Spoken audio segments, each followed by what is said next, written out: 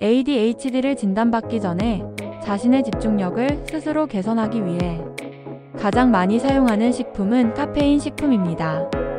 커피를 드시는 경우가 가장 흔하고 요즘은 에너지 드링크를 드시는 경우도 많습니다. 바카스 같은 음료에도 카페인이 들어있기에 이런 음료를 같이 드시는 경우도 있죠. 특히 일반인에 비해서 더 많은 양의 카페인 식품을 섭취하고 장기간 섭취를 함으로써 내성이 생겨 다시 더 많은 카페인을 드시는 악순환이 반복되고 계시는 상태가 많습니다.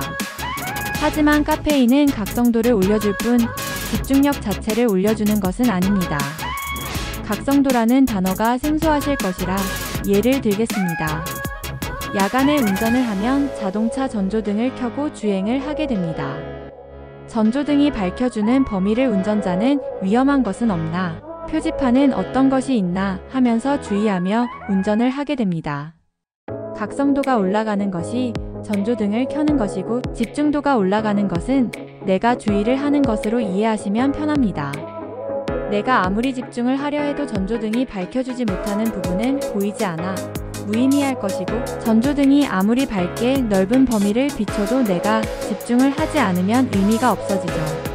이것이 각성도와 집중력의 차이입니다. 그래서 헤드라이트를 밝게 켜면 아무래도 보이는 게 수월한 것처럼 각성도가 올라가면 집중력이 일부분 개선됐다고 느낄 수는 있습니다. 하지만 앞서 이야기한 대로 집중력 자체가 개선이 되는 것은 아니기 때문에 한계가 있습니다.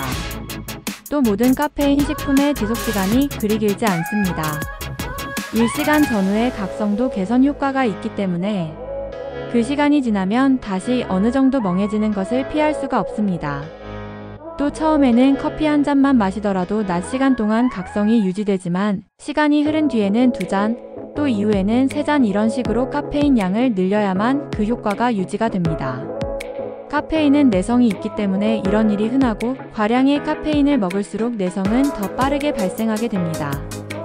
다행인 것은 카페인을 중단하고 몇 주가 지나면 내성은 다시 사라진다는 점이죠.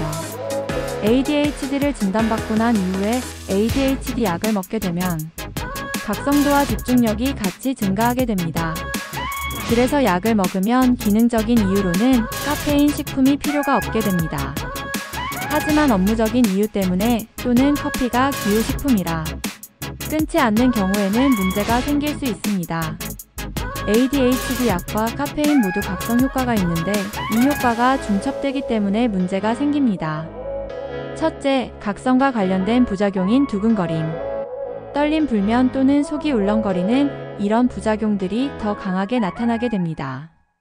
둘째, 위에서 언급한 교차 내성 역시 문제입니다. 국내에서 처방받는 ADHD 약은 내성이 없지만 카페인은 내성이 있습니다.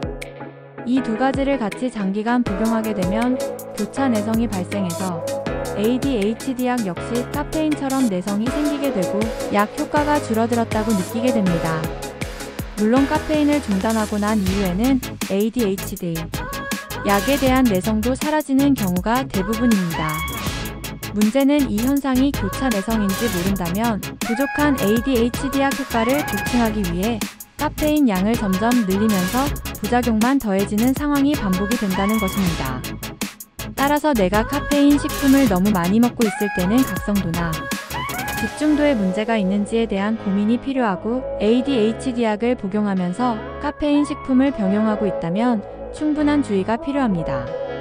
ADHD 약과 함께 먹고 있는 보조식품은 어떤 것들이 있으신가요? 댓글 달아주시면 안전한 복용에 대해 고민해 볼게요.